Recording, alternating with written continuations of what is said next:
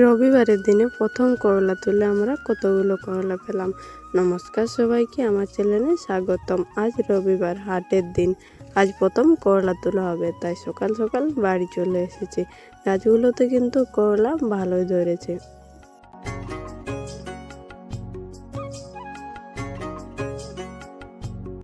এরপর আমি ব্যাগ নিয়ে করলা তুলতে শুরু করে দিয়েছি। করলা তুলতে কিন্তু ব্লেড ব্যবহার করতে হয়। এইভাবে হাত দিয়ে তুললে করলা গাছের যে লতগুলো আছে ওইগুলো ছিঁড়ে যাওয়ার সম্ভাবনা থাকে। সেদিন আমি ব্লেড আনতে ভুলে গিয়েছিলাম, তাই হাত দিয়েই তুলতে হয়েছে।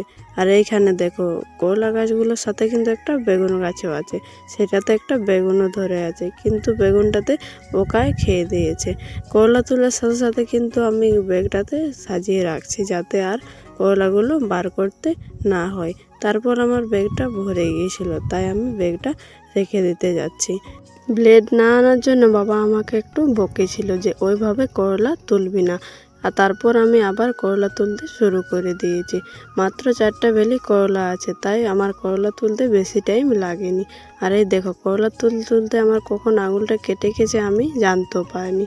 তারপর আমার করলা তোলা হওয়ার পর আমার দিদির বেটা বাড়ি এসেছিল।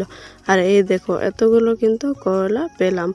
সবগুলো মিলে 20-25 কেজি হয়ে যাবে।